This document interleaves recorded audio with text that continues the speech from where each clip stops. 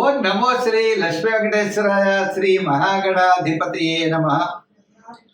ఉగ్రం వీరం మహావిష్ణుం జ్వలంతం సర్వతోముఖం నృసింహం భీషణం భద్రం మృత్యుర్నమామ్యహం. ప్రేక్షకులకు నమస్కారాలు తెలియజేస్తూ మనం మే నెలలో మన యొక్క రాశుల వారికి ఎలా ఉంటుంది అనే విషయం తెలుసుకుంటూ మనం మే నెలలో గ్రహాల యొక్క పరిస్థితి కూడా అందులో మనం తెలుసుకుందాం.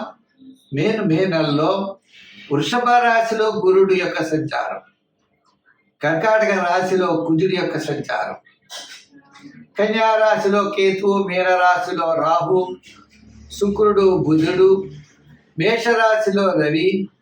ఆయన 15వ తారీఖు తర్వాత మరి వృషభ రాశిలో రవి యొక్క సంచారం. గురుడు వృషభ రాశి నుండి మిథున రాశిలోకి మే 15 నుండి ఆయన సంచారం. ఈ విధమైనటువంటి మార్పుల్లో మే నెలలో మన రాశి వారికి ఎలా ఉన్నది అనే విషయాన్ని మనం తెలుసుకుందాం. దానికి సులభమైన పరిహారముల ద్వారా మనం ఆచరించినట్లయితే తప్పకుండా మంచి ఫలితాలు ఉంటాయి. ప్రతి ఒక్కరికి కూడా వ్యక్తిగత జాతక ప్రభావం, ఖగోళంలో ఉన్నటువంటి గోచార గ్రహముల యొక్క ప్రభావం, 2 ప్రభావాలతో మనిషి యొక్క జీవన విధానం సాగుతూ ఉంటుంది. కాబట్టి మనం తప్పనిసరిగా ఈ గోచారము అంటే గ్రహముల యొక్క చారము. గ్రహాలంటే ఆకాశంలో వర్తమానంలో మే నెలలో సంచరించే గ్రహాలు ఎటువంటి ఫలితాలను ఇస్తాయి, మనం ఏ విధంగా చూసుకోవాలి అని భయపడవలసిన అవసరం లేదు. దానికి సులభమైన పరిహారాలు మనం ఆచరించి తద్వారా పాజిటివ్ వైబ్రేషన్స్ డెవలప్ చేసుకుంటూ మనం అనుకూలమైన ఫలితాలు పొందొచ్చు. ఇప్పుడు కూడా జ్యోతిషము అంటే బ్యాటరీ లైట్ల కాంతిని చూపిస్తుంది. కాబట్టి మనకి గ్రహానుకూలత ఉంటే సంతోషం, గ్రహాల యొక్క వ్యతిరేకత ఉన్నట్లయితే సత్ఫలితాలు పొందడం కోసం మనం సులభమైన పరిహారములు మనంతట మనం ఆచరించడం ద్వారా ఎక్కువ ఫలితం ఉంటుందని తెలియజేస్తూ మనం ముందుగా రాశుల గురించి ప్రారంభిద్దాం. వృషభ రాశి. ఈ వృషభ రాశి వారికి అదృష్ట యోగం కలిసి వస్తుంది.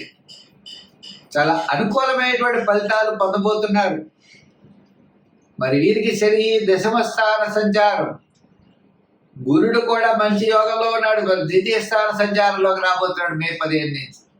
ఇంకా చూసుకోండి, అనుకునేటువంటి పనులన్నీ కూడా దిగ్విజయంగా పూర్తి చేయగలుగుతారు. బంధుమిత్రుల యొక్క సహాయ సహకారాలు లభిస్తాయి. ఉద్యోగంలో చక్కని అభివృద్ధి. ఇదివరకు తిట్టిన వాళ్ళే రండి అంటారు.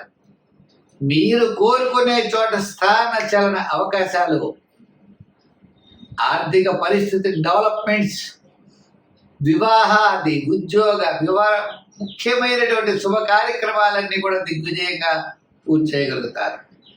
పిల్లల యొక్క వివాహాది ప్రయత్నాలు అవ్వచ్చు, లేదా ఎవరైనా పెళ్లి కానటువంటి అబ్బాయిలకి వారికి కూడా వివాహం జరుగుతుంది. మరి మే 15 వరకు మిశ్రమైనటువంటి ఫలితాలున్న మే 15 నుంచి మే నెలాఖరు వరకు శుభరూపమైనటువంటి ఫలితాలు ఉంటాయి. వృత్తిలో, ఉద్యోగంలో, వ్యవహారంలో, వ్యాపారంలో డెవలప్మెంట్స్ తప్పనిసరిగా కనబడతాయి. రియల్ ఎస్టేట్ బిజినెస్ వారికి మీకు క్రమేపీ కూడా అనుకూలమైన పవనాలు వేస్తాయి. అదేవిధంగా మరి షేర్స్ వారికి ఆర్థిక పరమైనటువంటి ఇబ్బందులు తగ్గుతాయి. వ్యాపారంలో క్రమేపీ వ్యాపార అభివృద్ధి కనబడుతుంది. ఈ విధంగా పబ్లిక్ రిలేషన్స్ పెరుగుతాయి. ఆర్థిక వ్యవస్థలో మెరుగుదల కనబడుతుంది. రుణ బాధలు క్రమేపీ తగ్గుముఖం పడతాయి. విద్యార్థుల యొక్క డెవలప్మెంట్స్, మహిళలు కూడా అన్నింటా విజయాన్ని సాధించగలుగుతారు. అనుకూలమైనటువంటి వాతావరణం క్రమేపీ మీ చుట్టూ మీకు ఏర్పడుతుంది. చికాకులన్నీ కూడా క్రమేపీ దూరం అవుతాయి. ఈ విధమైన డెవలప్మెంట్స్లో ఒక ప్లాట్ కొనుక్కోవాలన్నా, ఒక సైట్ కొనాలన్నా మీ యొక్క ప్రయత్నాలు ముందుకు జరుగుతాయి. అందుచేత మే 15వ తారీఖు వరకు సామాన్యమైన ఫలితాలు, మే 15 తర్వాత అనుకూలమైన ఫలితాలు ఉన్నాయి. అయితే మరి ఇంకా అనుకూలంగా ఉండాలంటే ఏం చేయాలి అంటే, మన సంఖ్యల్లో ఎక్కువగా 6 రంగుల్లో తెలుపు వాడండి. ఆరాధనలో అమ్మవారి యొక్క ఆరాధన చేయండి.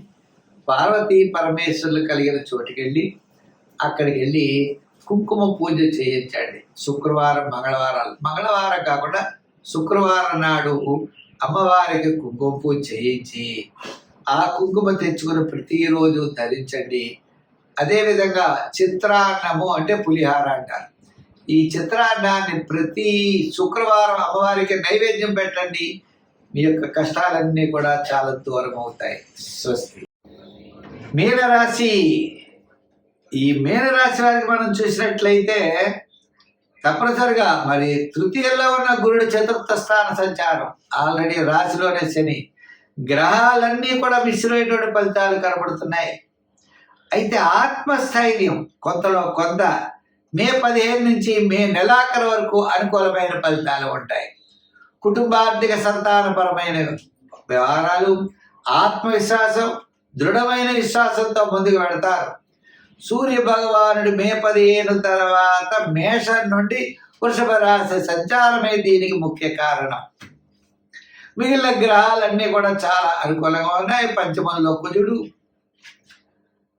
మరి సప్తమంలో కేతువు, జన్మంలోనే రాహు, శని, వీళ్ళంతా. అందుచేత ఏ పని చేసినా చాలా నిదానముగా చేయాలి.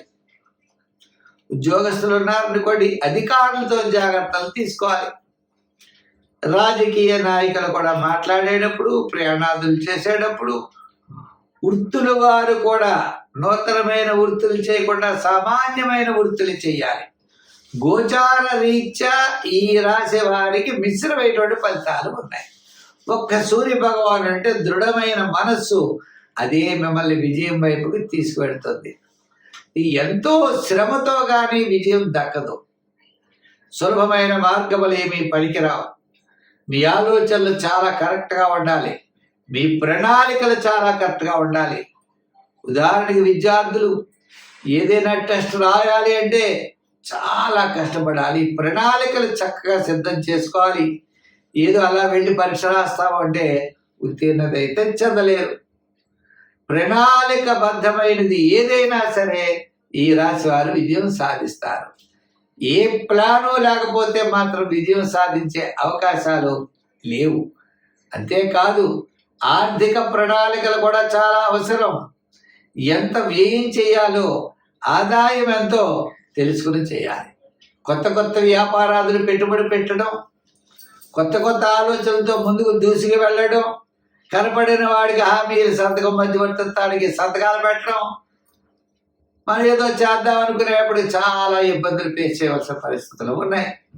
అయితే మరి ఈ గ్రహాలన్నీ ఇలా ఉన్నప్పుడు మనం ఏ విధమైన అనుకూలమైన ఫలితాలు పొందగలం? ప్రమాదాల నుండి మనం ఎలా తప్పించుకోగలం? మన అభివృద్ధి వైపు ఎలా వెళ్ళగలం అన్నట్లయితే సంఖ్యల్లో 3 రంగుల్లో గోల్డ్ కలర్ వాడటం, ఆరాధనలో నవగ్రహ ప్రదర్శన చేయడం, నవధాన్యాల్ని నవగ్రహాల దగ్గర ఉంచడం, అవకాశం ఉన్నట్లయితే శని భగవానుడికి ప్రీతికరమైన తిలలు దానం చేయడం, సమీపంలో ఉన్న దేవాలయాలు ఉన్నట్లయితే అక్కడికి వెళ్ళి శనికి మీరు నూనె ఇవ్వడం, ఇటువంటి చేయడం ద్వారా విశేషమైనటువంటి ఫలితాలు మీరు పొందగలుగుతారు. స్వస్తి.